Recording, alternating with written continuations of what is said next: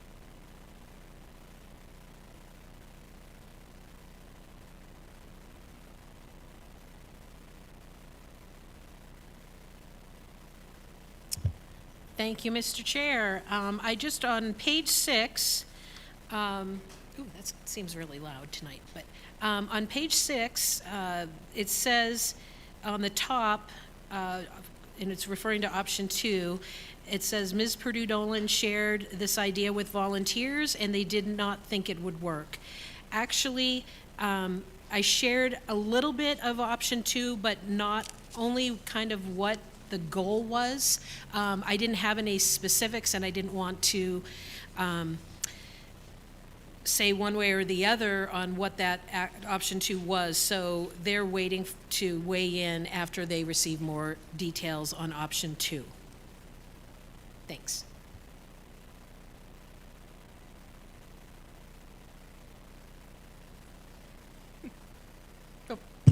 Thank you, Mr. Chair. So, just a question and a comment for Ms. Purdue-Dolan. How would you like to have that language to be said in the, as a rewrite on that part of the minutes? And I think that was it. So that's just a question. Thanks. Thank you, Mr. Chair. Cindy, yeah, let's say Ms. Purdue-Dolan shared this idea with the volunteers and they'll weigh in after receiving more info. Something like that. Simple. Thanks.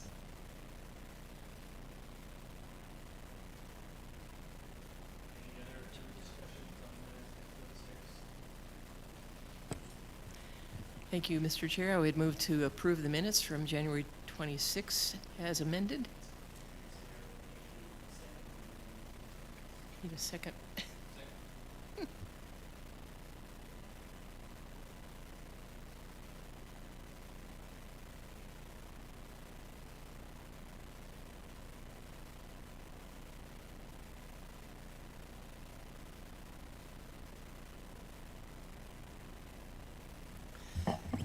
God, am I? Never will I be chairperson again. Unfinished business. Fire department working group updates. I would like to maybe go through the possible scenarios that we heard last week, and apparently there are some updates today regarding some of the themes that were developed by the working group. So I would ask to go in order, and let's talk about option 1. That is removing volunteer fire departments from the charter. Ms. Dolan. Thank you, Mr. Chair. So a couple updates on option 1 this evening. I was able to have a couple conversations. So I'll start with a conversation that I had with Jason Willoughby, who is with the volunteers, and he had sent us last week language for option 1, but after reaching out to him again saying, that's great, but we need more meet. We need more information with regard to if option one is chosen, what does that look like? Because I think we don't have really anything about what that would look like moving forward. So Mr. Willoughby said that they will get us that list as soon as possible before next week's meeting. And it will likely include, he said the number one thing on their minds is coming up with, and we talked about this before, the maps and boundaries of the fire districts and what map is being used and all of that. Also, again, something we've already talked about is what is going to happen with buildings, equipment, assessing all of that, and then a list of what does that look like for the idea of consolidation and other things that are paramount to option one's viability, I guess is the best word to say. So that said, he has taken that baton and said, I will get you something from the volunteers by next week's meeting, because I said this is vital. We are under deadlines, statutory deadlines that we need to meet. So that's what that is. So hopefully they'll get something to us as soon as possible, outlining what that would look like. And so then the other thing, I spoke with Commissioner Josh O'Neill with regard to the formal statement from the Fire Advisory Board, but that's not option one. So I don't know if you want me to talk about that or wait till we go through all the options and then come back to this. What Let's do you go think? through all the options and then go back. Yeah, perfect. Thank you. That's all I have for my update for option one. Just a question, Cindy. When you're talking about Mr. Willoughby and the information you sent to this chair tonight, or to the commission tonight, we all got it today, right? Yeah. Is that similar to what his, or is this totally separate? That was what, oh, sorry. Thank you, Mr. Chair, for the question. That is just sending it to the whole commission. Last week, I sent it on Monday to the working group.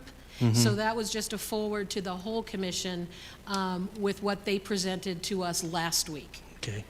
Another question, Sure. if you would please. Is that going to change from what we're going to hear next week? Or is it going to be similar to Mr. Willoughby's presentation or his information he sent today? Do you know? Oh, thank you, Mr. Chair. No, it's not something different. It was just what I just sent it to the whole group from last week. Okay. And I apologize my delay. A lot of things happened last Okay. week. But that said, it will be in addition to. That was him talking about, or the volunteers focusing on language where we need to get some more information for a plan. Something like apples and oranges. I mean, it's great to have all kinds of info, Right. but we really need, as a study commission, and I really made the point of, we need to know what you guys are going to do if in fact you are taken out of the charter. Gotcha. That's what our role is, and we need to know that. And it shouldn't be something new. It should be something you guys have been ruminating on for decades. So I'm hoping that it would be an easy list to identify and send off to us so we can all look at that and make some good decisions from that, if that makes sense. It does. Okay. Another question. So we received the changes in the charter for Mr. Willoughby today. He added some sections to the charter. He deleted sections from the charter. I'm assuming that he did this through the volunteer councils. Is that correct? Or, and with that changes and the deletions and the additions, are we looking for next week the reasons why their changes are forthcoming? So, in other words, we have all the changes that the volunteer fire departments want in the charter. I think we've seen them before. I think their attorney submitted those changes to us early on in the process. The volunteer firemen have had their attorney send some additions and deletions to the charter. And so with that, it's a well-rounded document. It excludes some and adds to, and changes the charter. But what I'm getting at is that presentation for next week similar to that, or is this why we want to have separate volunteer fire departments? Why we want different chiefs versus the director of fire services? Why we want non-unified command as a process? Because that's what it said today. So do you know that? I'm sorry, I don't want to put you on Yeah. the spot, and I know you're not talking for anyone. I just want to know if they told you anything clear about that. Thank you, Mr. Chair. Good question, and I have to reiterate, again, it was nothing new that was sent to us today. This was just a forward of the documentation that we got as the working group Gotcha. that sent it to the whole study commission. So it was something from last week, and those several pages is one idea from them apparently, but what I was getting at was saying that documentation they sent to the working group last week didn't answer our questions with regard to, after our meeting last week, that we all said, we need more information. We need to feel that, understand what is going to happen if the volunteers are taken out of the charter. Not changing charter language, but what would it look like? What is the plan moving forward if in fact option 1 is chosen?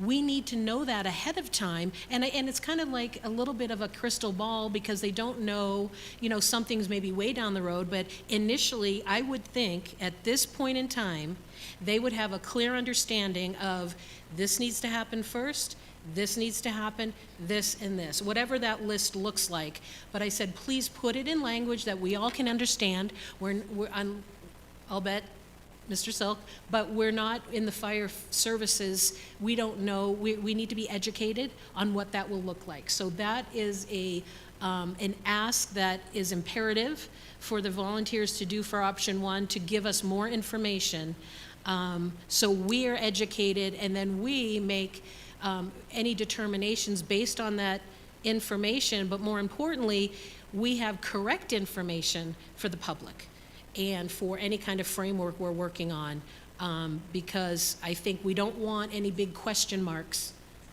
as we move forward. Hopefully that helps. Thank you. Okay. Lori.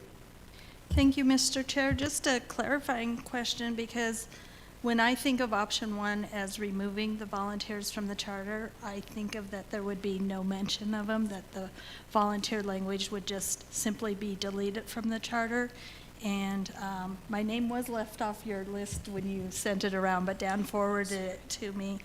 I kind of view that as maybe an option 4, because it does leave the volunteers in the charter. When I think of it literally, it further maybe explains or identifies their role, and like the section that you spoke of like who's in command and that. So is it, I guess I need some clarifying of what we're calling option 1 versus maybe the proposed language that the volunteers had sent. Thank you, Mr. Chair, and thank you, Lori. I apologize. I do it from memory, and I always go around the way we're seated, sorry. So anyway, but yes, that's a great question, and that does need to be clarified. So when we get more information for option 1, I will ask that clarifying question, because that's a great point. Do they want that as another option, or is it something, because it kind of seems like it's apples and oranges at this point, but the clarifying information will certainly help. Matthew. Thank you, Mr. Chair, for using my full, actually middle name. But the way that I interpreted what was sent was their suggested language to put option 1 into action, that our responsibility would be to work with the county attorney to make sure the language in option 1 accomplishes what the option was intended, and that they were providing their suggested edits, but it would be on us as a commission to put that language into action. But option one, at least as I presented last week, was removal from the charter.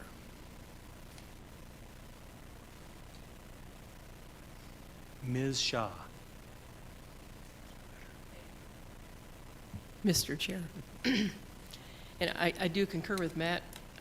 That was just these are pretty simple options that we have put it out there so it's understandable. This is our first blush, I like to say, of the first inkling that we have from the public that what they want, and we're presenting it as 3 options. And of course, there has to be ballot language, but I'm thinking maybe at this stage, and I did look at this, there's quite a bit to be said.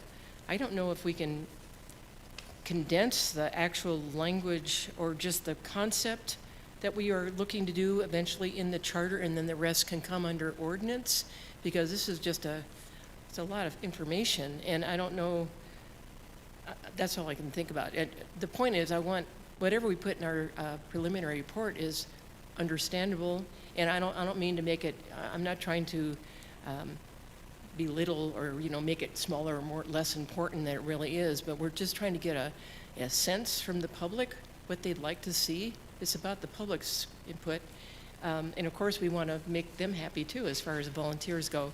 But I just think that there's a lot of information to put in our preliminary report. That's just my opinion. Thank you. Thank you, Ms. Shaw. Ms. Purdue-Dolan. Thank you, Mr. Chair. I totally agree, Cindy. I think that by next week, we should have some more clarification and some additional information with regard to option 1, and I think it will help us move the ball forward. Thank you, Ms. Purdue-Dolan. But I'm thinking that with the information that we received today from Mr. Willoughby and the Volunteer Fire Department, it is another option.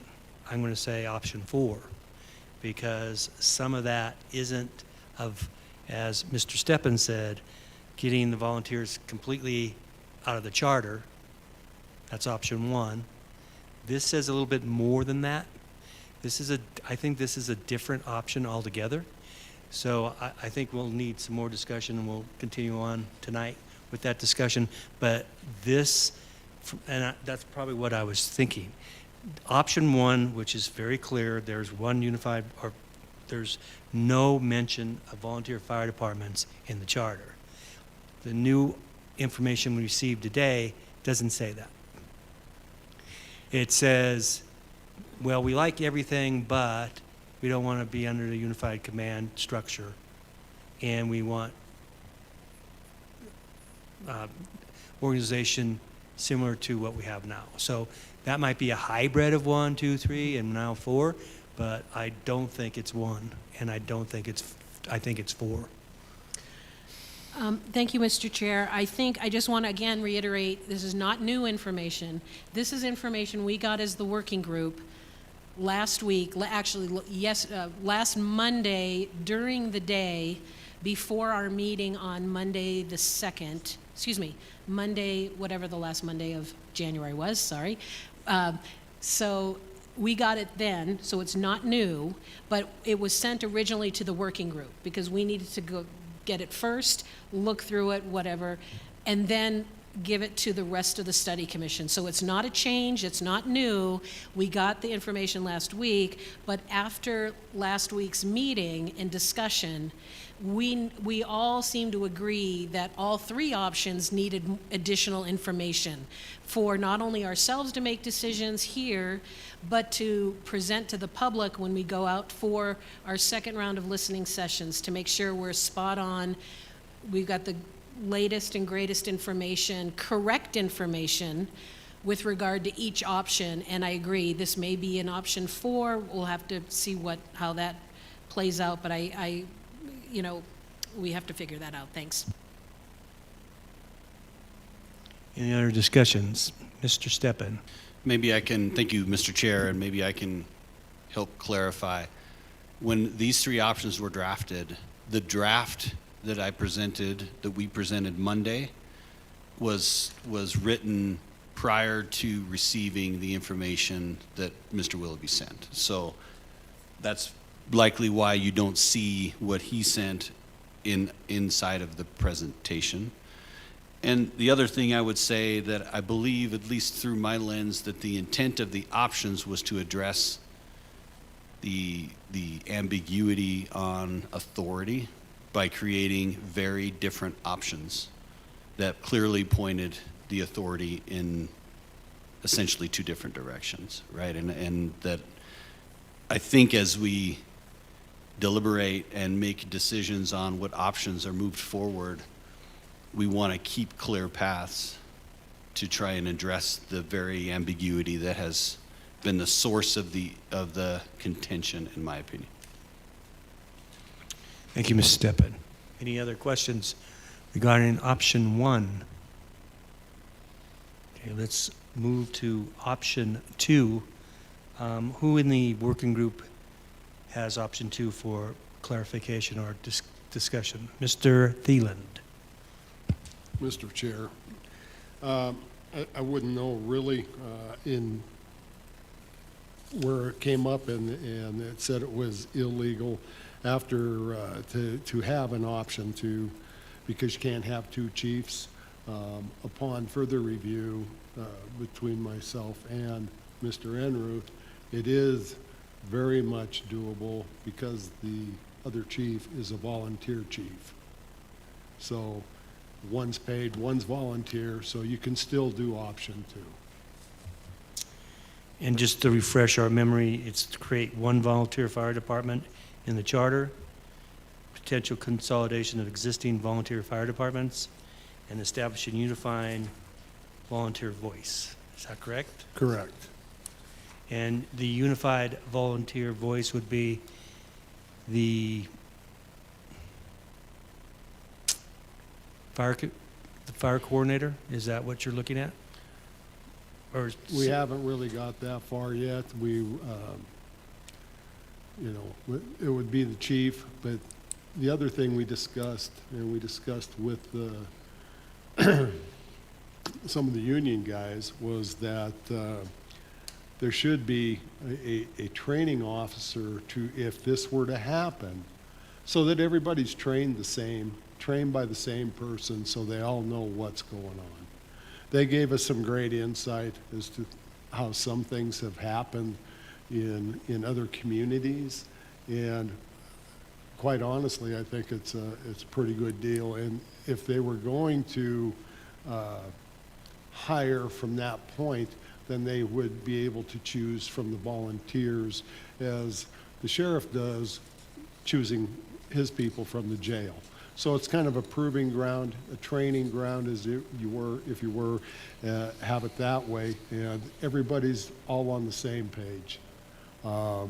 It would just help. It'd help guys like Jad. It would help all the paid guys to know what the volunteers can do, and it would also help the volunteers to know what the paid guys can do. I mean, not knowing who's doing what and who's on second, and it's nonsense. I mean, I had a whole thing formulated what to say today, but it was pretty colorful, so I'm leaving it go. thanks for helping us there. But the premise of it is redefining the volunteer governance, redefining the volunteer governance, leadership, and bylaws, and consolidation of existing fire departments into one entity. Is that still the option or part of the option in option 2? Yes, it is.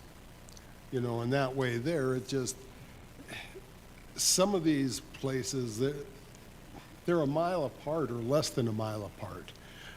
Some of them can absorb the other ones. The bigger ones absorb the smaller ones. You're still not losing any people. It's just going to be one bigger department, better department, to help the volunteers and help the paid. Mr. Thielen, have you had discussions with the volunteer fire departments regarding the potential consolidation of existing fire departments? Has that happened, or? I'm sitting here, so no.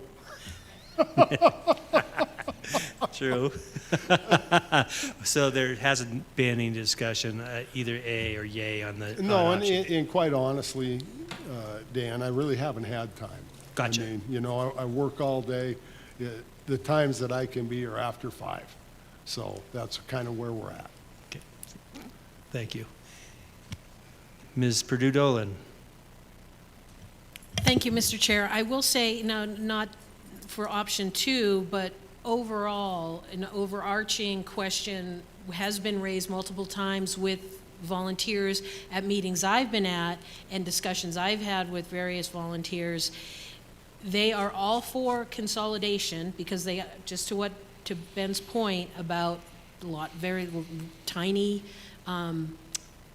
stations at this point, that can be absorbed into a bigger volunteer group. I'll bet they say that, and then they also qualify it saying that they want the autonomy to make those decisions. They didn't want the paid chief to make those decisions for them, but they are very willing to go down that road. Thank you. Mr. Thielen. I think if we can put a plan together, I think something like that would probably be more up to the voters, I would think. Any other questions on option number 2? Chad. Mr. Silk. Thank you, Mr. Dennehy. I guess with the option 2, the main question, as Mr. Steppen alluded to, is the authority, right? That's the question that has always been the gray area. It would be great to have a volunteer department that was consolidated. And although we've heard that some want to do that, I've been hearing my entire career that that was not an option within the volunteer system, and maybe that's changed, and I hope it has. Regardless of option 1 or option 2, there is no criteria that would hold the volunteers accountable to the training standards on both sides, unless there was authority from Butte-Silver Bow. And I think that one thing needs to be mentioned again, and then I'll wrap it up. But we hear that the director is the one who chooses to combine districts. We hear that the director is the one that chooses to have full authority. And we need to remember that the director has a boss, and that's the chief executive. And that it states in the charter that no district boundaries can be changed without 2/3 vote of the county commissioners. So there are checks and balances. And in my opinion, Butte-Silver Bow, the public, should be in charge and have a say in how it goes instead of the volunteers want this and the career wants this. Going back to Ms. Casey's point, if we can have most of the department run through ordinance, it allows us to change instead of be stuck. And I'll leave it with that. Thank you. Thank you, Mr. Silk. Mr. Steppen. Thank you, Mr. Chair. I think that, and just through my interpretation of County Attorney Enruth's, with respect to the 2 chiefs, and one being paid and one being volunteer, and I wish he were here because I don't want to be wrong, and I don't want to speak for him. The way that I understand it is that if it is one department under the charter, there has to be clear authority and chain of command. If they're out of the charter, then they have their own authority over coordination and training and budget and those things.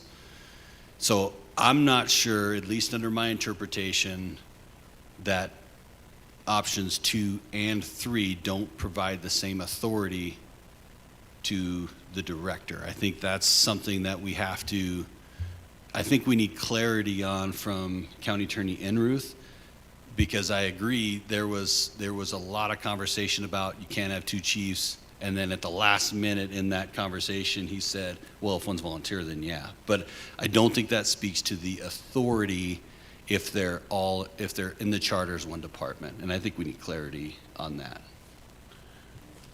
Mr. Thielen. I agree with that wholeheartedly.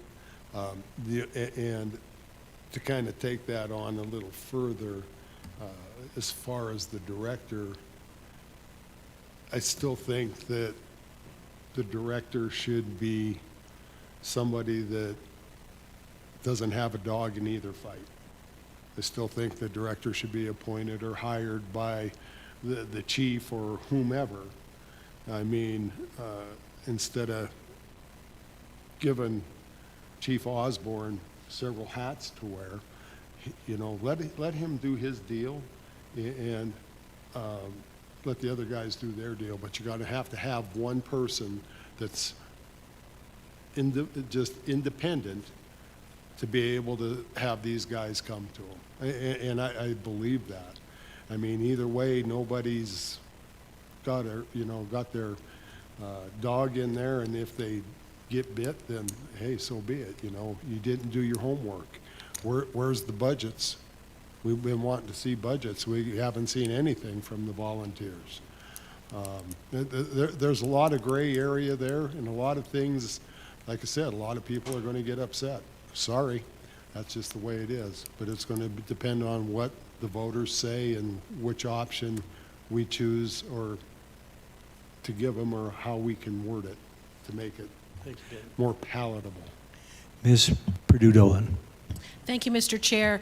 I think because you were about a few minutes late, we talked about option one, Ben, and we did talk about the fact that the volunteers are getting us more information, the exact information, additional information you're looking for. So we should have that by next week.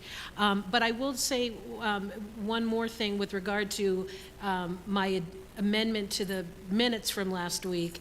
Exactly to Matt's point, I said the volunteers, I gave them, this is what option two looks like, but I didn't have any additional information. And that clarity, once we get that from the county attorney and some more information, then the volunteers can learn more about option two and what that looks like and how that would go moving forward. I think that will be very important. Thank you. Ms. Shaw. Thank you, Mr. Chair. So we Ben and Matt and I met with several volunteers and one of the paid and also the union rep last Tuesday, and they brought up that this is another little piece of the puzzle, is the lack of the assistant chief that has been in the ordinance for a long time, and they were talking about an F2 position. It'd be that person was designated to be a training supervisor and also do command control and that sort of thing. And it did happen for a while, but in the 80s is still in the ordinance, but it no longer exists. And that came up because that person would train everybody. And I know Chad knows what I'm talking about. It would just be, there were three things, but training was the big one. And then also they did the budgetary review. So that, to me, when I heard that being spoken out loud at our meeting, it spoke volumes to me about what that would do to change this whole landscape, having one person doing that. But that it is on the books. I've tried to talk to John Morgan about it because, I mean, if we're not enforcing something that's in the ordinance, we need to do something about it. But I just wanted to bring that up because that was clearly stated at our meeting. Mr. Thieland. Thank you, Mr. Chair. You're absolutely right. And they also said Chief Osborne asked for that position to be filled every year through his budget. And he's pretty much never answered. They just kind of out the door with you, That thing's by ordinance. It's in there. So it needs to, we don't know if the money's been absorbed somewhere else for something. Don't know. That brings me to the whole thing about an audit, forensically. Mm-hmm. Let's handle one controversy at a time, will you, Mr. Thieland? Mr. Purdue-Dolan. Thank you, Ms. Ms. I'm sorry. Whatever. Sorry, Dan. Oh my God. Okay, so thank you, Mr. Chair. Question for Cindy. So can you tell us, so we have it with the meeting, unfortunately I was working, so I couldn't attend this meeting, unfortunately, but with the union meeting, we had the five different chiefs of the volunteers pledged to work with the study commission and the working group for volunteer information. Were the volunteers that were at the union meeting, because I was under the impression the union meeting was for the paid and the union rep. And so I was kind of shocked to learn just about a half hour ago that there were volunteers at the meeting, and who are they representing, and did they get the okay from the chief? Mr. Steppen and then Ms. Shaw. And maybe I shouldn't. Maybe the question was directed to you, but I think that I'm not aware that there were volunteers at the meeting. I think maybe you misspoke. I think 4 out of the 5 that were in attendance came up through the volunteer ranks, but were not volunteer firefighters. They were all career firefighters. My bad. Thanks, Ms. Shaw. Did Mr. Silk? I think I can clear up a lot of this. Your guys' meeting on Tuesday was just with the career department. All members, even Mr. Weitzel has been working at the career department for probably a couple years now. That was union representation and leadership, but most of those did come through the volunteers. I want to talk about the F2 position and how amazing it would be if we could have an F2 training officer. We wouldn't even be having this discussion right now if we had the F2. And the reason that it was not funded anymore from the 80s was because when the mine shut down, and it was through attrition that that position was not to be filled again. Now, former Director Miller also asked many times for it. When Director Osborne asked for it now, the fire department's at a cap. I'm sure you guys have been hearing about this cap a lot. There's no funding legally to even fund it. Because if an F2 position was $100,000 with benefits, we don't even have enough money within the fire department to get up to $100,000. So that is one of the reasons currently that it's not funded. Hopefully one day it will be. The Director Osborne, understands the importance of it, and I am lucky enough to be tasked for 6 months as the F2 to create and develop a safety program with the volunteers and the career department. And through that safety committee, all volunteers have a representative and an alternative member, and the career department has members and alternates to go to the safety committee. The very first safety committee was just last week, I remember. Unfortunately, I was unable to attend due to some health issues. And just even getting the same people in the room made things better. The problem with not having a structure where administrative control is clear, operational control is clear, and financial control is clear is that if option 1 were to happen, or 2, there is no authority for the safety committee to continue. Because under rural fire district law, each individual fire chief, based off of what the 5 district trustees want, happens. So if, say, a volunteer department didn't think that they needed to or didn't like the training and didn't want to work that way with the career department, you do not have to go to, there would be no teeth other than the trustees would have to make their chief make that mandatory.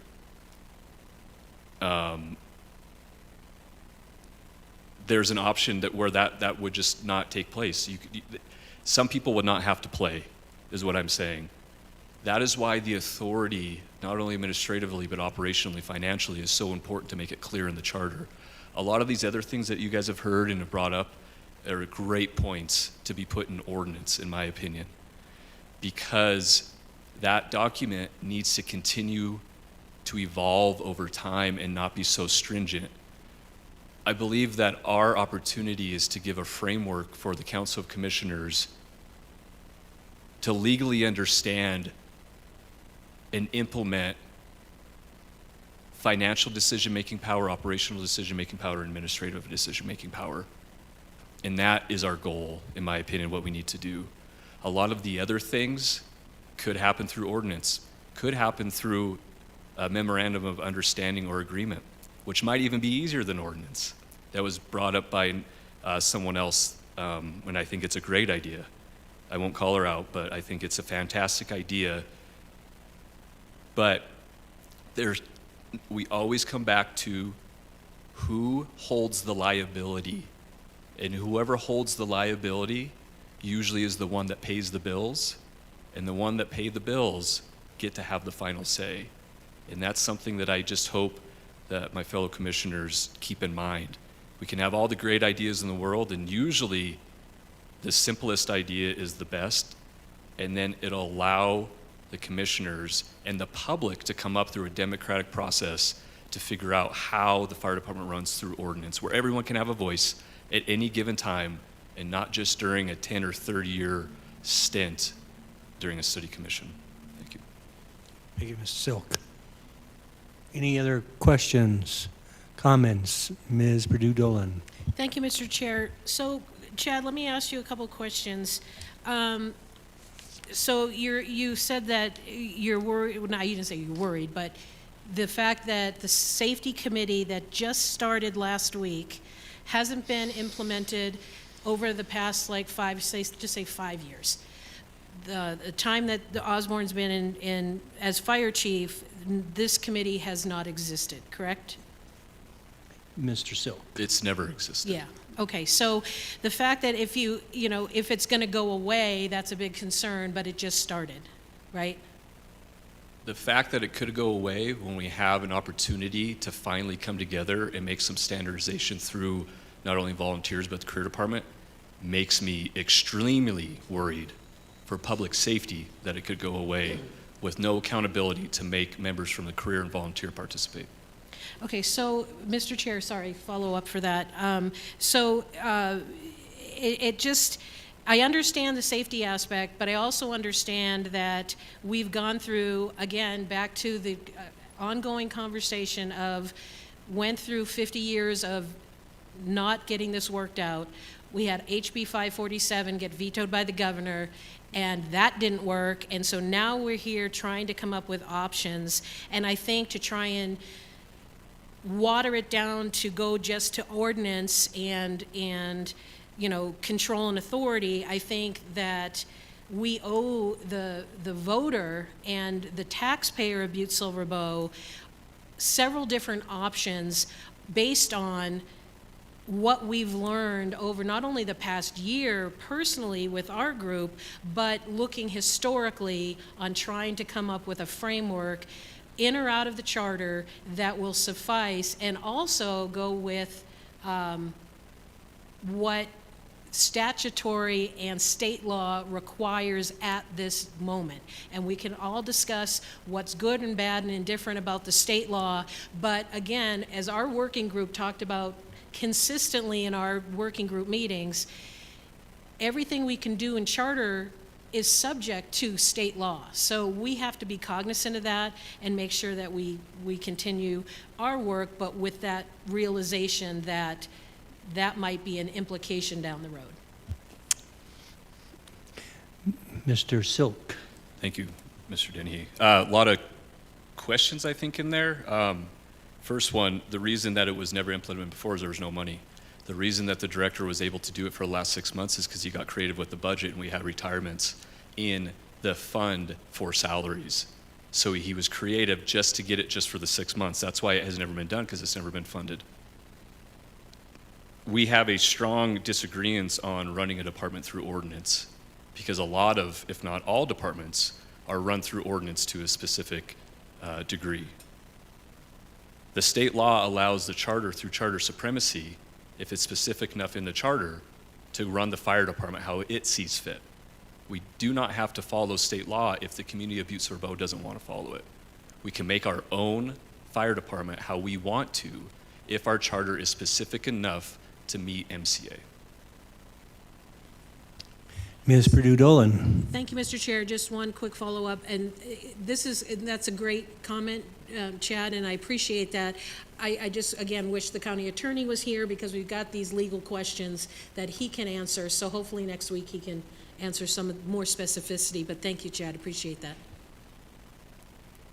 Any other discussion on option 2? Okay, let's move to option 3.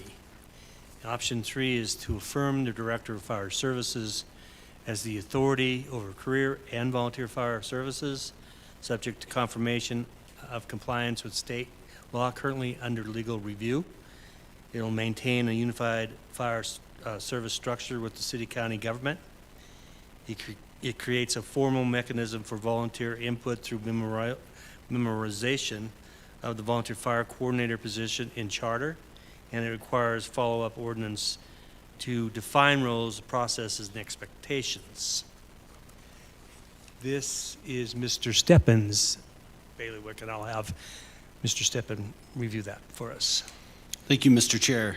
As presented last week, the intent behind option 3, again with the underlying priority of removing ambiguity on authority, the ability to coordinate, the ability to supervise, that option uses language to be added, removed, or revised in the current charter to make clear authority to the Director of Fire Services.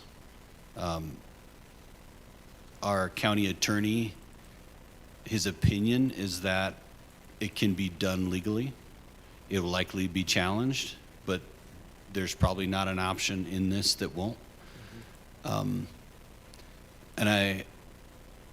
When we talked to the career members on Tuesday was the day. I'm going to give you my perspective on that conversation, and it's a little bit different perspective than the one that I've seen before. Those guys, they don't care about budget. They don't care about who calls the shots.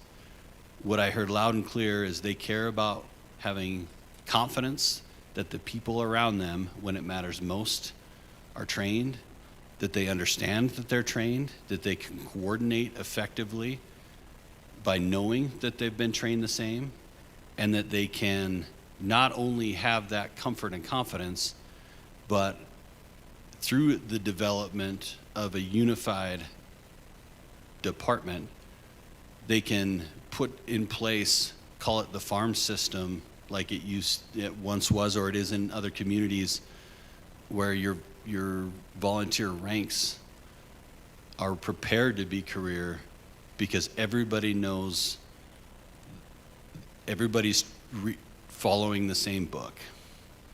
And that was really eye-opening to listen to some of those guys that don't care about what's been happening for 50 years. What they care about is when the chips are down, that they have confidence that, you know, the brother next to them is of the same understanding as them. And their opinion is that the only clear way to make sure, or the best way, I don't know if you can ever make sure, but the best chance you have is by clear authority through one director and one department. The other thing that I heard from them was we really need an effective volunteer department. And I think they're worried about what could potentially happen if the safeguards that are in place for the volunteer departments now are removed. And that ultimately it's the person who's in the emergency or in the fire, they're the ones that are likely to be most effective by not having clear authority with unified training and those things. And that matters to them more than what, you know, the former career people had to go through, what the former and current volunteers have to go through. And that, to me, that message was clear from them. Mr. Thieland. Excuse me. I just want to echo what Matt said. I mean, it was clearly eye-opening. These guys going forward, they just want everybody on the same page. One, for their safety, and two, and most importantly, is public safety. It's you and me. I mean, if there's a fire and somebody shows up, you want somebody that's able to go in the house. You know, I mean, that's the first thing I'm looking for, you know, hey, there's somebody in there, you need to go in, you're trained, I'm not. But the safety aspect of what they voiced their concerns was paramount. That's it above everything, and the F2 was second. But to me, it would be first, because you got to have guys like Chad teaching everybody all on this, and so they're all on the same page. They have other communities where these guys are getting trained. Well, they wear different color helmets. That way, Right. he knows what he can do. He knows what I can do. I know what he can do, and so on down the line, right? So, and it all comes down to, no matter what we do or what we decide, I think we're going to get sued anyway. So it just really doesn't matter. Please don't say that. Just kidding. You're right. I think that was said by the county attorney, so it's okay. I just wanted to maybe have my input. The reason why we have unified command is 9/11. And being in the business for 8 years with Butte-Silver Bow, unified command is really important. And having standards in terms of safety and having unified command and having coordination with different sorts of roles and responsibilities, whether you're career or volunteer, is really important on how to run an incident. We have tested, when I was there, I don't know how many times, of having mock disasters, mocked school shootings, mock fire department incidents, mocked environmental disasters, mocked chemical responses. And every time we did it under the unified command. What I just read, and which was given to us today, doesn't really talk about unified command. It kind of dismisses it if you look at it. And I just looked at it. So again, it's really important that what we do here is explain very clearly to the voters. And I think with these three options, and let's call it, for sake of argument, 4 options, and we might call it a 4th option when we hear from the volunteer fire departments that clarifies their issues, how they want to do it, make it specific on how they do it, is that we are going to the public in terms of listening sessions.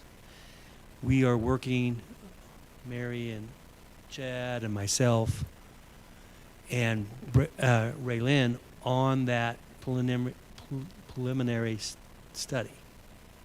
And we are going to write a lot of it because we had agreement to a lot of it. This is a heavy lift.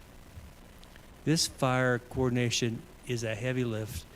It's easy to say when you have the discussion, we know 12 commissioners is a lot. Let's move it to 5. And so this is hard. This is hard. So there should be options that we can hear during the public comment that gives us an idea of what the public needs. And then from there, have another robust discussion, debate on what the ballot language should be. But I think it's obvious that we need some additional information, as Cindy said, from the volunteer fire departments. And once that's happened, we would glean what the public comment would be, or what those options were, so people can look at them and discuss them and provide information back to us. Just, that's my commercial for the night. Mr. Thieland. You know, in my heart of hearts, I mean, trying to be the fixer, you know, it's been 50 years. Somebody needs to grow up. You guys, if you're listening, I'm not going to say what I'm thinking, but grow up. Everybody needs to get along. You need to have the safety of the community be your number one deal. Hopefully with some of the things that the volunteers are going to come through with, maybe some of them will see a clear path ahead for them to where they can work well with the paid. That's my hope. Thank you, Mr. Thielen. Ms. Purdue-Dolan. Thank you, Mr. Chair. I will just say this. I don't think anybody is dismissing anything. I think there are people doing a lot of good work trying to get these options up to speed so they can be evaluated, not only individually, but also to the point of bringing it to the public, like you said, Dan, and being able to explain it simply for each option. And also, we are also going to have to come up with language for a new survey questions with regard to maybe each of the options and see what that looks like. I think that when you say unified command, I think the volunteers, from my standpoint, and getting information back and forth from them with regard to option 1 and possibly in option 4, is the idea that while they want to work together with mutual aid agreements or MOUs and to work in concert with the paid, because they know that they must work together, to Ben's point.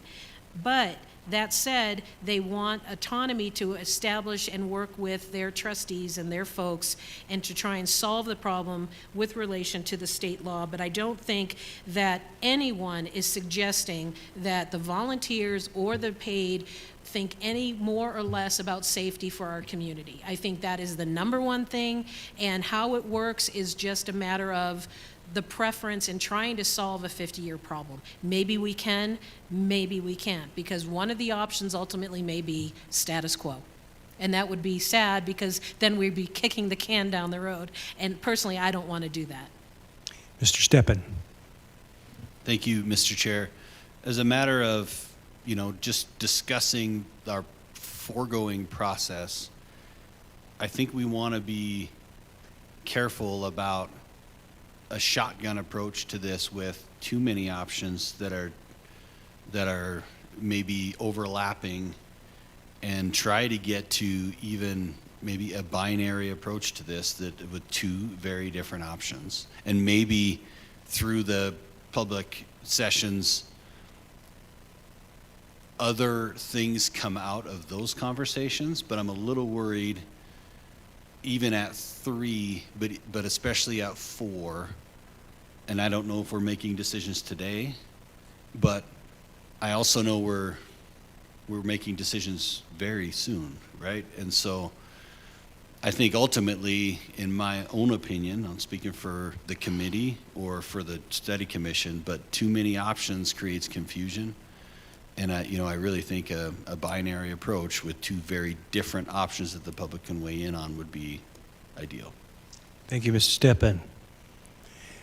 Mary, Ms. McCormick, and then Cindy.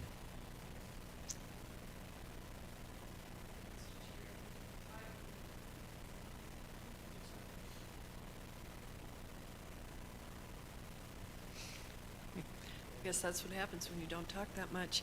But I agree with Mr. Steppen. I really do believe that we should just have probably 2 options. But there's something when I listen to all these discussions that I really want to know. Aren't the volunteers part of Butte-Silver Bow? I mean, sometimes I feel like it sounds like if the volunteers are written out of or decide they want to not be included in the ordinance, even if they're not included in the ordinance, aren't they part of Butte-Silver Bow? I just want to know that. You mean And as? I guess what I would really like to see is the opportunity, especially for us, to set the volunteers up for success, whether it's however that works. But I think it's time to start looking about how we can make the volunteers successful. And part of that, a big part of that, is making them feel listened to, included, and have and be a part of the big decision-making processes. So that's. Thank you, Mary. Cindy. Thank you, Mr. Chair. And I also agree with Mary and everyone else has spoken. We all have been pretty much inundated from every direction on so many things. But for option 3, I just want to conclude my thought on option 3. We really need to remember that we need to have volunteer input through some volunteer coordinator position, one person that would be that liaison, that go-to channel for the volunteers that we don't have right now. And I think in the past it's worked at different kind of levels with different titles, but that's one of the parts of our key implications here is that we have a coordinator, and that's actually in the charter. It's been spoken, and it becomes the law for us to have that.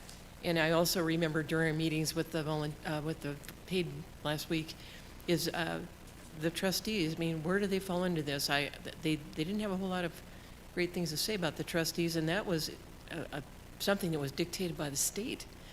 And I don't know if we can put a little more heavy responsibility on that, or accountability is probably a better word for the trustees, since they already have been out there designated for everybody. So let's not forget about the volunteers and some kind of representation, kind of an even playing field, sort of along the line of Mary's comments. Thank you, Ms. Shaw. Ms. Purdue-Dolan. Thank you, Mr. Chair. Cindy, to your point, yes, that is part of the list of information that we will get before next week's meeting, and that will include the path forward for what do the trustees look like? What are they going to be doing? What accountability do they have with the volunteers? It's all encompassing, and they've got work to do, but we've given them what we need. They have until Monday to get it to us for next week's meeting, and that we can work on these options. Ms. McCormick. Thank you, Mr. Chair. Well, as I see it, these are really, really complicated, gnarly issues that have gotten worse and worse and worse over the years. To expect that the volunteers are going to come and tell us how they're going to be able to survive if they have to go back to a taxing entity and stuff like that, I think it's maybe a little unrealistic. Which, I guess what I feel is a big sense of frustration that we're here right now having to deal with this issue when, it was over a year ago that this came back from the governor telling us to deal with this, and I haven't seen anyone in our government, and our chief executive or our council of commissioners really try to address this issue. I think there's a lot of creative things. If people really just could sit down and look at it, and creative ways that we could make a strong, viable volunteer department and maintain our strong, viable paid department, and figure out ways that they could work together that wouldn't be so contentious. But I feel just this huge frustration sitting here. How are we going to solve this problem? It's really frustrating that I'm going to say it, and that our city county officials have not taken this problem seriously, and it's kind of come to us. So with that said, I'm happy that we're taking this on, and we're going to come up with two options maybe to present before the public, and maybe the public, us and the public, are the ones that are going to help to try to solve this issue. Thanks, Ms. McCormick. Mr. Silk.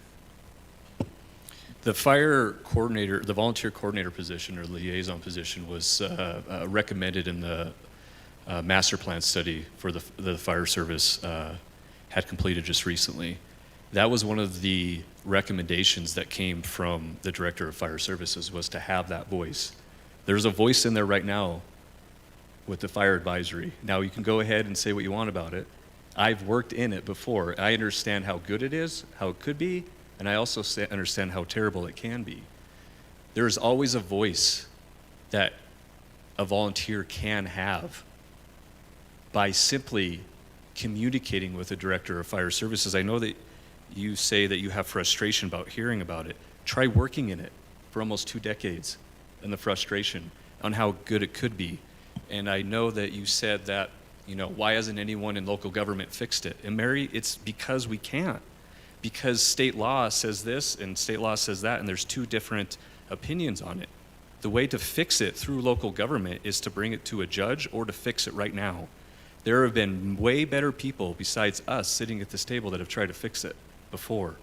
And it's always failed. It's a vicious circle because there's no authority to hold people accountable to make sure that the public comes first and not individual departments.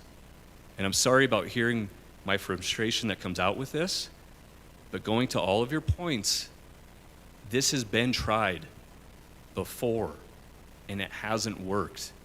And it's just continuously going to go down this road. And I know that you say, let's set the volunteers up for success. Let's set the whole fire service up for success and not pick one side or the other. Because I was hoping not to get into this with this commission about being on the volunteer side or being on the career side. Worry about the public first and have the public govern and run its fire department, not each individual trustees that maybe just sign a piece of paper to fill a seat in a trustee district. What about the commissioners that are held legally responsible for spending taxpayer dollars to go ahead and listen to the public through ordinance or MOU to run the fire department to make it better, but hold people accountable for what they say they're going to do and what is expected of them to the public? Thank you, Mr. Silk. Ms. Purdue-Dolan. Thank you, Mr. Chair. Mary, to your point, yeah, it is really frustrating. I feel the same frustration, but I don't want you to think that it's unrealistic for the volunteers to come up with a timeline or a list of things that are going to happen if option one is agreed to or voted on. They have had decades to think about it. And so in my discussions today with Jason Willoughby was, no problem, we will get that list to you. We will get, I said, more meat on the bone, please. We need some information and to help us make this decision and these decisions. And so it's not unrealistic to them, even though it seems to us as lay people a big lift. It's not, because they've been thinking about this for decades. And I just want to, I don't think that past study commissions ever worked on fire as much as we are. I think they have kicked the can down the road, sadly, in past study commissions, or I could be wrong, with what they actually accomplished. So sadly, here we are, trying to figure it out, and doing the best we can. Thanks, Ms. Purdue-Dolan. So we went through our three options. Is there any further discussions on option 1, 2, and 3? Seeing none, I guess the wild card in this is waiting back for the volunteer fire departments to come up with language by Monday. I'm in agreement with Mr. Steppen. I think we should make it binary, 2 choices, make it simple to understand, but at the same time, listen to the volunteer fire department's recommendations, as you said, that'll be here on Monday. And maybe what I was going to suggest is to hold off on all meetings until the 26th of February, so that the writing of the preliminary report and that information back to us as we're writing it and having Mary review it for substance, that would be happening on the 26th of February. However, since we since we are waiting for the volunteer fire department's information for next Monday, I would probably suggest we meet next Monday, and listen and see what the volunteer fire department has to say regarding their future or what their vision is, because I don't know right now. And so to listen to that information, to get the information, to share the information, and have another discussion. But I would like to maybe at the end of next week, next Monday's meeting, have a direction of where we want to go. 3 options or 2 options or 10 options. But I think we need to move this down the line and make a decision. And I took a very clear understanding and move forward from you, Cindy. We have kicked this down the line for 50 years. Well, let's give the options to the public, let them chew on it, let them give us their recommendations, let us put it in a ballot vote of two very distinct, different ideas, and let the people vote on it. I have all confidence in what the voters in this community do. They've done a really great job over the years. So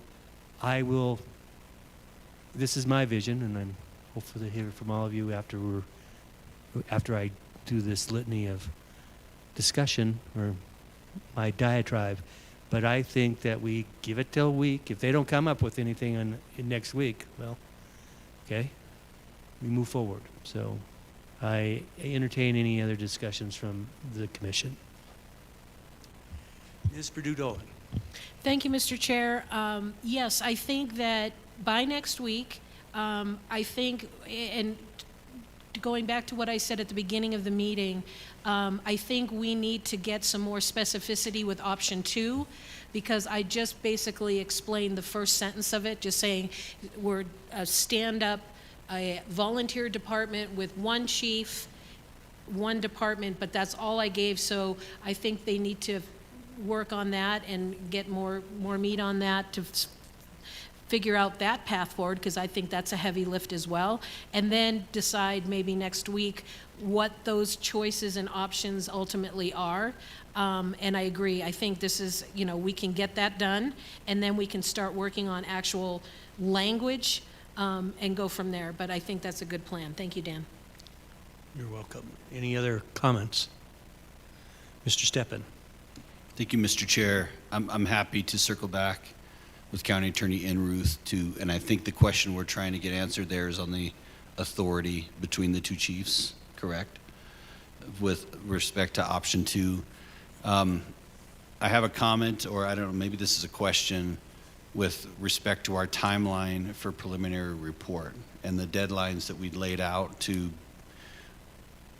what is that? Is it next Monday? I mean, do we need to come out of next Monday's meeting with what is going forward to the preliminary report so that there's time to write and work with the county attorney on that language? I mean, is Monday, I think we've kind of pushed this back a couple of weeks. Is Monday kind of the drop dead? I think the schedule is February/March in February, we'll adopt a tentative report, and then February and March, public listening sessions. Have the public hearing in March, and then after March, it's a long place till July 7th to adopt the final report. So we do have some time in between the March 2nd public hearing and July 7th drop dead date of adopting the final report. So maybe my question's better. When do we have to decide what's going in front of the public initially? And what time does it take to put that, we're talking about our first public meeting being in March? Yes. And so what do we need to back up to from there? Here's what I'm getting at, if I'm just speaking plainly. We may have new information on Monday. We expect to have new information on Monday. But we also need to come out of Monday with decisions, right? Mm-hmm. And that doesn't necessarily give us a lot of time to like this. The purpose of last week's presentation and today was to have a week to absorb and discuss. And we're getting to that and fully understanding. We're trying to get everyone's perspectives. And this is a contentious and ongoing issue. But I think thus far we've provided far more communication with the affected parties than any other issue. I don't think we went to the chief executive and said, "How do you feel about city manager?" Right? And so we're doing a lot of that now. And at some point, I think we got to come out of next Monday, even with new information, with a path if we expect to meet our timeline. Ms. Casey. Thank you, Mr. Chair. in looking at the updated timeline that we have before us and is, I think, next on our agenda, from March, we don't have anything really scheduled in April. I would not really want to go, maybe the first part of May, but given the information that's coming in, given the discussion that we've had, I think maybe we should push the public hearing to gather the response on the tentative report to April. It could be the first or second week of April, and then still have time to adjust that report to a final report. But that gives us more time, as Matt said, with this information coming in. It'll give us time to prepare for the public listening sessions, because I think at the public listening sessions, there's going to have to be a lot of education on the different options, kind of like what was laid out, the pros and cons that you did in your presentation. The public will need to, in order to make an informed decision, they're going to have to be educated. So that's going to take some time. And so I'm just wondering if we can adjust our timeline into the April, since we did not do anything for April or May. Ms. Shaw. Age before beauty, Mary. I agree with Lori. We do have a little window of time here, but I'm wondering, I was going to ask Shanna this, when would we actually put a new survey out in this picture I'm looking at on my phone here? So we got the public listening sections, well, probably not February, but during the month of March. Is that also going to be in conjunction with the survey at that time, do you think? So I think that's something that the board needs to discuss. I have heard a little bit of conversation about a survey just related to the fire. So if that's what we want to do, I mean, I think you really need, I would say, a minimum of a month to get a survey out, and to get a substantial amount of responses would be the minimum amount of time. So if you do want to do a survey in that window, just kind of keep that in mind.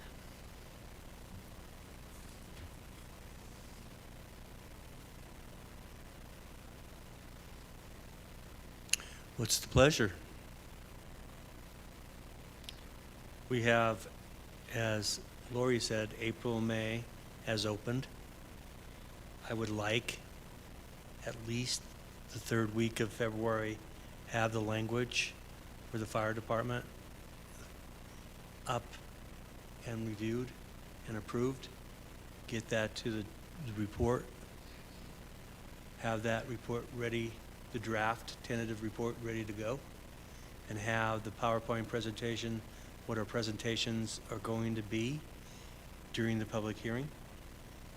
I would imagine we're going to divide the public hearing into 4 separate topics, and the ones we've talked about, including the fire department issues, and to continue to move forward with that, and at the same time, have Shanna get ready to send another survey out. The only question I have, is that going to be specific to the fire department, and what the questions are going to be? Is it going to be the 2 binary decisions, or is it going to be something else, which we don't know until next week? So we have a lot of unanswered questions, but April and May are opened, and I think we should utilize them, as Matt said, to the best of our ability to get public input and then move forward. Ms. Purdue-Dolan. Thank you, Mr. Chair. I think all of that well said, and I think that we need actually, not one to punt things down the road, but I think we can't really make any decisions until we have more information. So I think I don't want to put the cart before the horse with what the outlook looks like until we get that more information next week, and maybe we can make that determination next week, formulate that with the timeline, and come up with some guideposts on what needs to happen when and with the additional time. But that's only one thought. Thanks. Mary. Ms. McCormick. Thank you, Chair. Ms. Dolan, I'd like to ask, I'm sure they probably didn't give you a time when they could have their information to you, but you gave them a deadline of next week or Monday? Mr. Chair, Mary, yes, I said we needed it for Monday's meeting. So if I can come back to them and say, would it be better to say maybe by Friday before, so we have time to read it and look at it, maybe ask any questions or formulate questions for Monday's meeting? Would that be more helpful?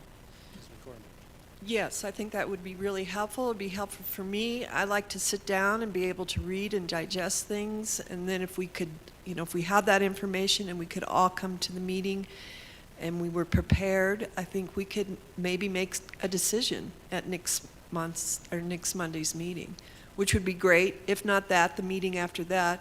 But with that said, I think I agree with Lori. I think we should look at putting the preliminary report out in April, because realistically that's about when it's going to happen anyway. And so why not, we can say otherwise, but this is the last major issue that we have to deal with. I think we're going to make a decision, maybe not next Monday, but the Monday after that, and then be able to move forward.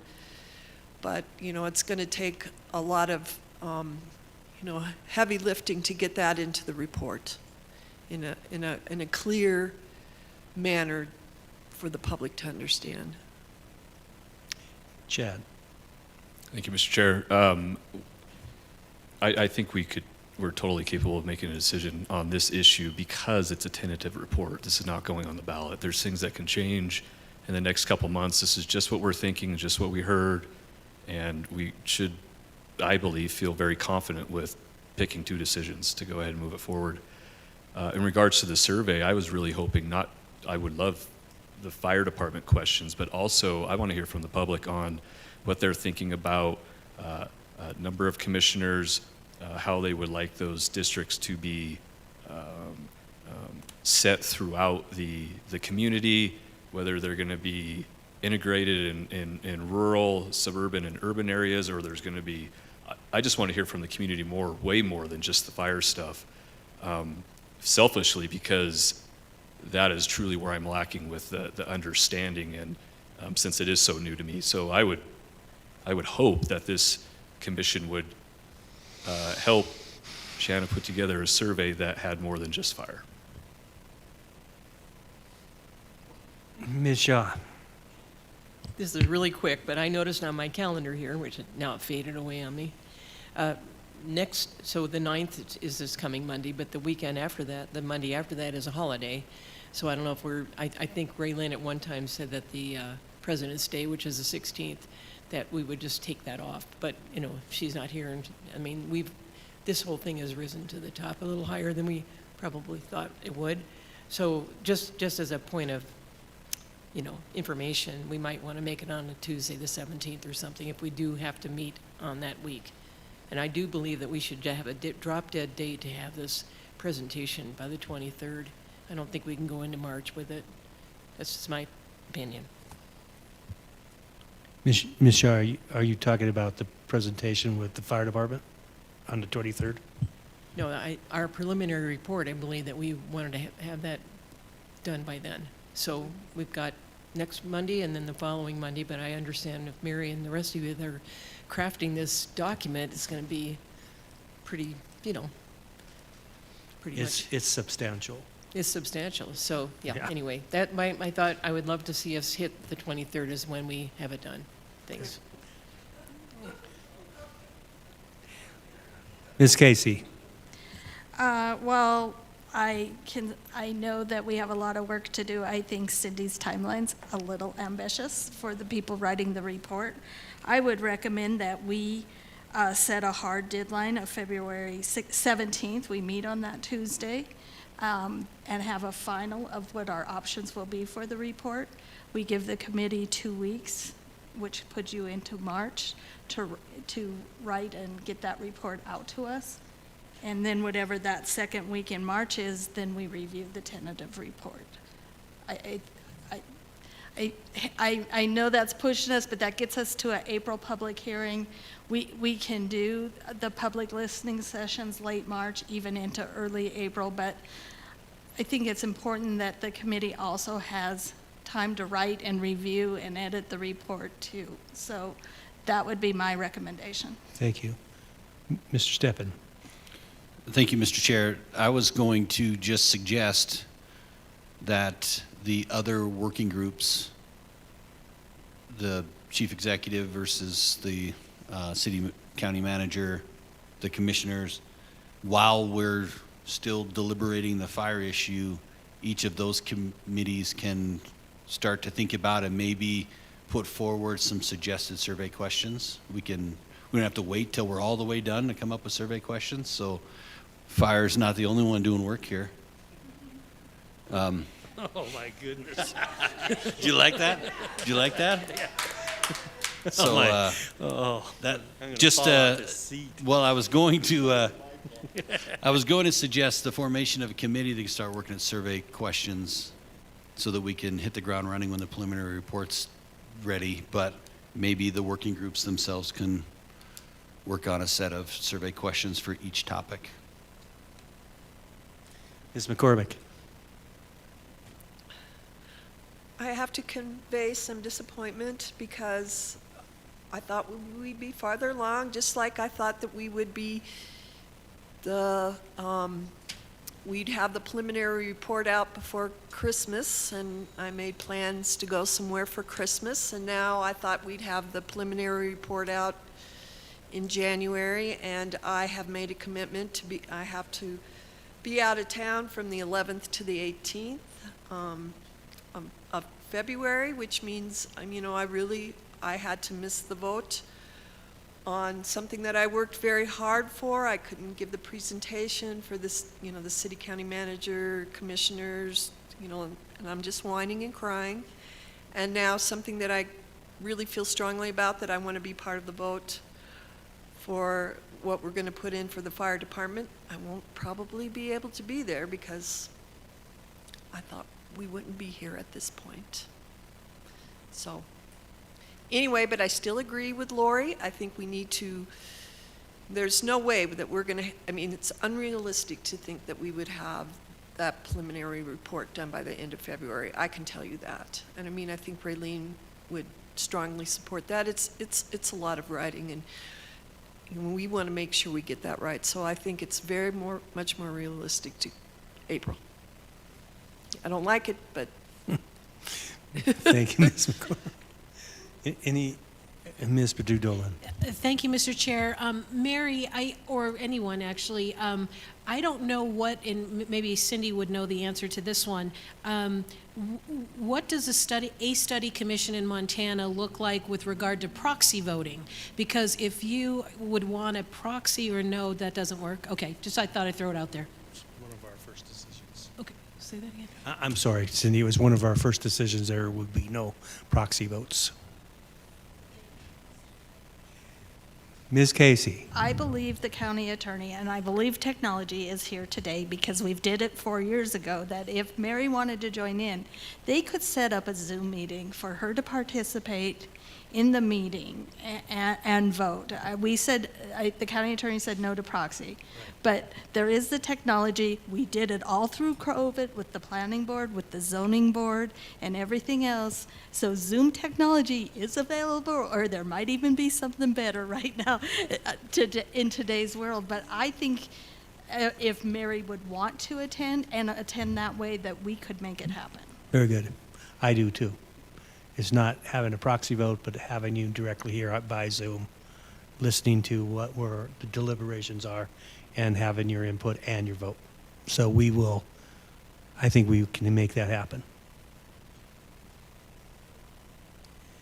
Ms. McCormick? Thank you very much. I really appreciate that. And even if that couldn't happen, I will be watching on Zoom. So, Okay, but I think we appreciate that. If that can happen, I'd really appreciate it. I think that can happen. I just hate to miss another opportunity. Okay. Any other questions, comments, concerns? Yeah, I know. Ms. Perdue-Dolan, you talked about an issue prior to going through the three options that your working group worked on, and it was about the advisory committee process. The floor is yours. Thank you, Mr. Chair. One of the other calls I had today at lunchtime was to talk with Commissioner Josh O'Neill with regard to the formal statement that we all received from the Fire Advisory Board. Having read and looked at the minutes from the January 6th meeting of the Fire Advisory Board, and one of the pages of that meeting discussed drafting. It said, motion to draft a letter to the study commission in support of Chief Osborne being the Director of Fire Services, and maintain that after the study, and maintain that after the study commission is concluded. He's in charge of and oversees all fire services in Butte-Silver Bow, and it was motioned and seconded. And then the next sentence says, all were in favor. And then reaching out to the one volunteer who attended that meeting on the 6th, Jonathan Rice, with Rocker Chief, said that he did not vote. He did not vote yay or nay on the motion to draft a letter. And so technically all were not in favor, but that aside, that I just want to give you that context. So talking with Mr. O'Neill, or Commissioner O'Neill, what he thought would be best moving forward, they have a meeting tomorrow. He said possibly tomorrow, hopefully we'll get everyone together, and he will revisit this statement and resend it to us, hopefully on letterhead and dated and all that stuff, technical stuff that I asked about.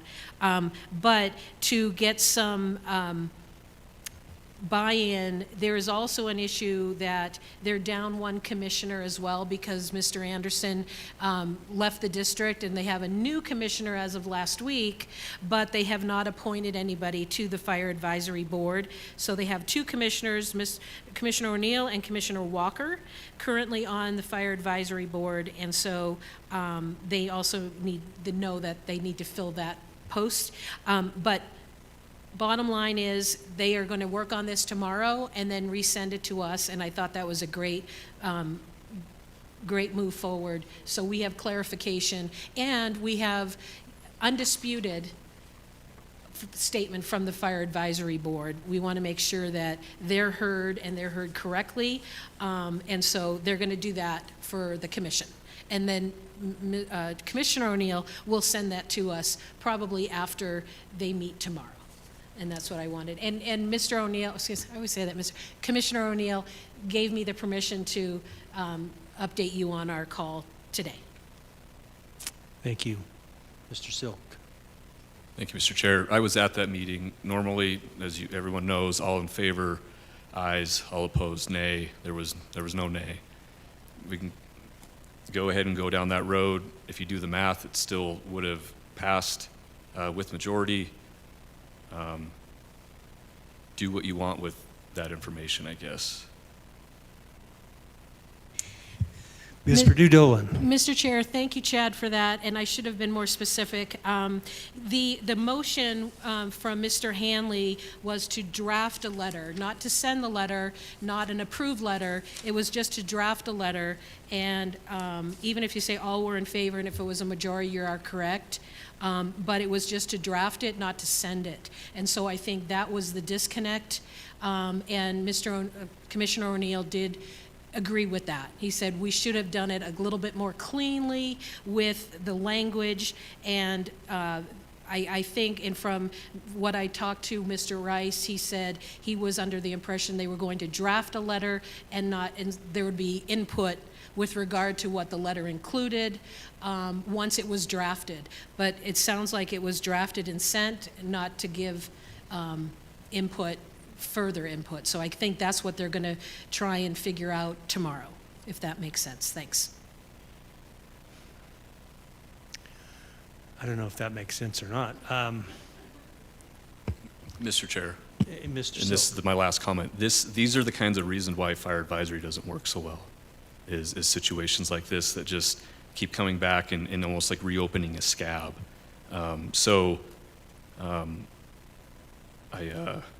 frustration's coming out a little bit tonight, and I just want to put that out there. Thank you. Thank you, Mr. Silk. I understand it's draft, but there was a vote. There was ayes and there's nays. And I have voted a lot of times when I found out I should have voted nays. And I said, God, I wish I would have changed my mind and voted with the majority. But I think it's a legitimate vote. We will keep that in mind, and I'm sure that Commissioner O'Neill and Fire Advisory will give us another, I guess, official letter from that group. But as I see it, I'm not an attorney, but the question was asked.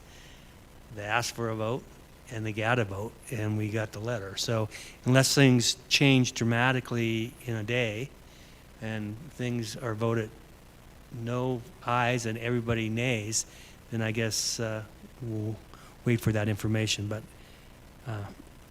just my comment. Thanks. Ms. Perdue-Dolan. Thank you, Mr. Chair. I just want to make, again, the clarification that there wasn't a vote, there was no letter to vote on. They hadn't drafted the letter yet. It was a call to come up with a letter and send it to the commission. And so that's how I read the minutes of this meeting. I was not there, but in talking with the chair of the Fire Advisory Board, he did say it wasn't clarified, so that's why he agreed we need to come back, clarify it, take a vote. And then I offered to him, to Chad's point about the frustration with the board itself, if you meet and folks don't show up, that's on them. And if they're not there, they don't have a vote. But one thing that I would suggest, and I suggested to Mr. O'Neill, was the idea of doing a round robin on email. If you have a draft letter, send it to the members of the Fire Advisory Board and get consensus through email if folks have trouble getting to a meeting. But that was just a suggestion that I thought of at the top of my head of, something that I've seen work in the past, and hopefully that will be help. And I do appreciate the frustration because, I felt like, 2 steps forward, 3 steps back. So hopefully we can get things figured out. Thanks, I appreciate it. Thanks, Ms. Perdue-Dolan. Any other comments? Shanna. I just wanted to go back to the schedule real There you quickly. go. I was just going to ask you. So kind of what I heard was the week of the 16th, and the meeting might be on the 17th because of President's Day, that the board would decide on the final options to go into the preliminary report. I just wanted to share, it sounds like Mary will be gone, and Raylyn is watching online, and she will be gone from the 14th to the 19th. So, you can decide to keep that schedule or push it back a week. That's up to the board. And then the tentative report, roughly that second week in March, which I think is fine. And then we can kind of plan to launch the survey about the same time that the report comes out. So people will have the report with the backup information that they can read, and then also have a survey to ask their opinion on the things that are in the report. And then again, they'll have something to react to, so we can start planning for those listening sessions late March, April, and that'll give us, 2 months or so to leave that survey going. So just to kind of recap on the schedule. Shanna, could you have an updated schedule next meeting? Yeah, we'll get an updated schedule and get that updated on the website as well. And then if you do have ideas for survey questions, you can send them to me, but I'll start working on that so you guys kind of have something to react to as well. Thank you very much. Ms. Casey. Mr. Chair, I would recommend that we do not update our schedule on the website until we all agree, because this is the timeline that is supposed to be published, and we've published, I believe, twice now, and we will need to publish it a third time. So I think that publication and the update of the website should maybe go hand in hand. We do update our meetings on the website, and we could put that information, but this is supposed to be a published timeline in the Montana Standard. So unless we're all in an agreement tonight, which I don't have any problem with, then, but we don't have the updated in front of us. So just a recommendation. Ms. Shaw? Since I am so ambitious, I can't believe I did. I was going off an old timeline, so I apologize to Mary. She almost had a heart attack next to me. So did we decide that on the President's Day Monday that we will have a meeting on the 17th, or are we going to skip that week, or what? I didn't quite catch that part. Sorry. You know, we'll be here on the 9th, and now if we're pushing the public, the preliminary report Yeah. to March, I don't know. I was just curious. I would suggest that we take the week of the 16th to the 20th off and resume on the 23rd. Okay. Listen Thanks. to comments. Mr. Steppen? Thank you, Mr. Chair. So that would be saying that the vote on what the fire services options we bring forward would be on February 23rd. Yes. Is that okay? Any comments? Ms. Casey? Mr. Chair, I would just ask that maybe the committee could get it to us before then.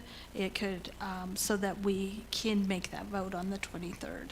So that maybe we could set that deadline a little earlier, like Thursday or so of the week before, so the committee, all of the committee has time to review the new information.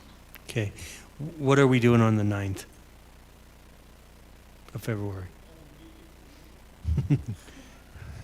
I don't know. Mr. Steppen? Thank you, Mr. Chair. So my understanding is that next week we will have new information to review and discuss. Very good, yes. And so I think just to try and answer your question, Lori, is it the wishes of the commission that our working group come forward with the recommendation on the options? So I guess I'm unclear on what we can provide ahead of time, if that makes sense.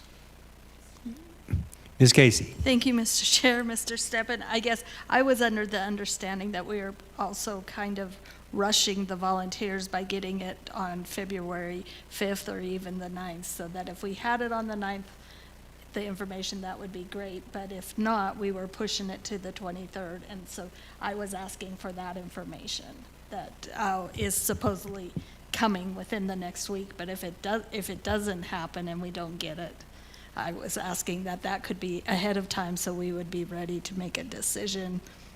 And I think the decision of the 2 options, 3 options would, I think probably easiest for the working committee is to make it here with the whole group.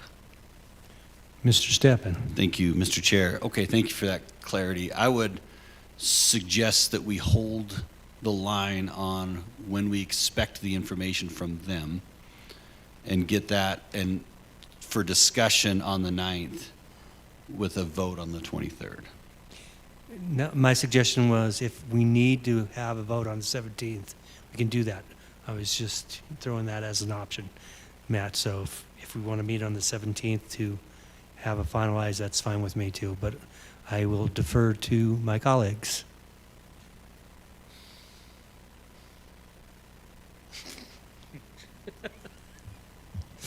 It's Purdue Dolan. So I think as we get more information on the 9th, then if need be, and if to maybe have the working group meet that week of the 16th to finalize stuff, because I know Mary said you were going to be gone. I think that time frame, and also Ray Lynn. So if we were to meet that week to formalize some stuff and maybe even reach out to the county attorney with regard to the options and then have them start thinking about language, that then we could come back on the 23rd and finalize everything with the big group, hoping, fingers crossed, we get all the information we need, or most of it, by next week. Does that make sense? It does, but I'm hoping that the 23rd is the cut. That's it. It's a drop dead to 23. So if it doesn't come the 9th, we're going to make a decision come hell or high water on the 23rd. Okay?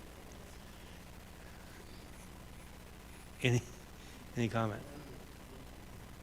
Okay, so we will meet the 9th, reviewing additional information. The 16th through the 19th, the working group will discuss and provide us with those options.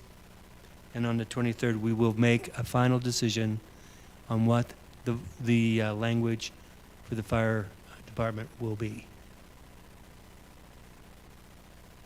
Options, I'm sorry, options. You know, Lori, I've been with you all day, and I'm about had it.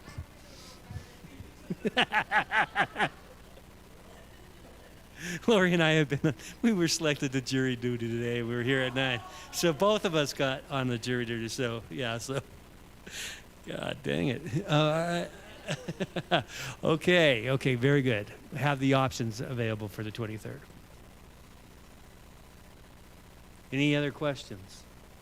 Okay, any new business?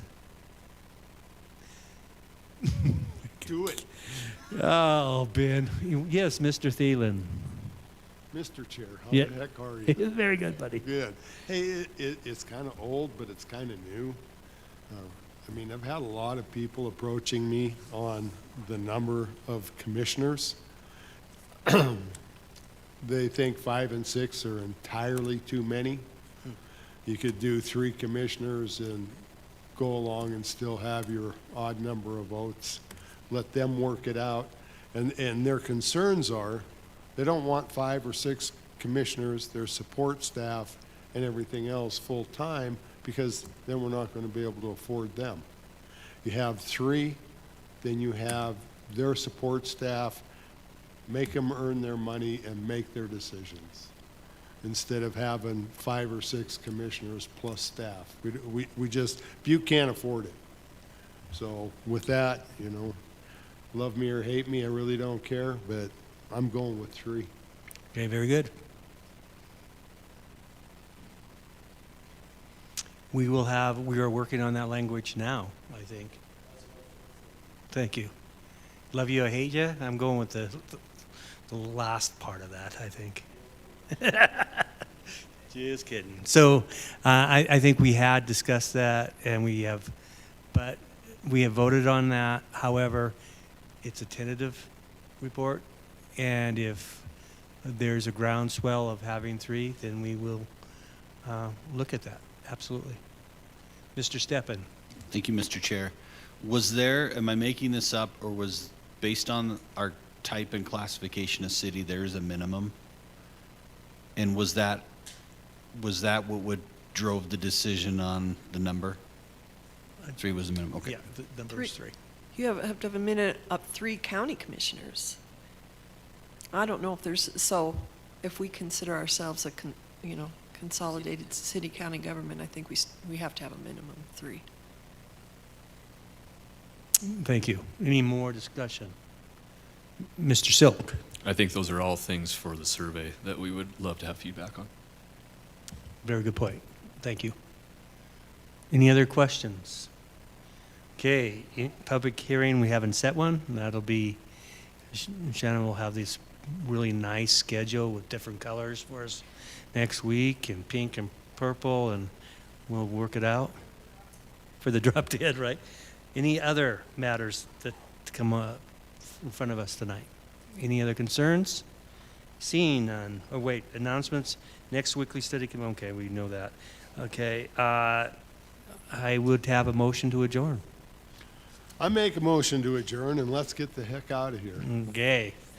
There's moved and seconded, we adjourned, so be it. All in favor? Okay. The ayes have it. Thank you very much.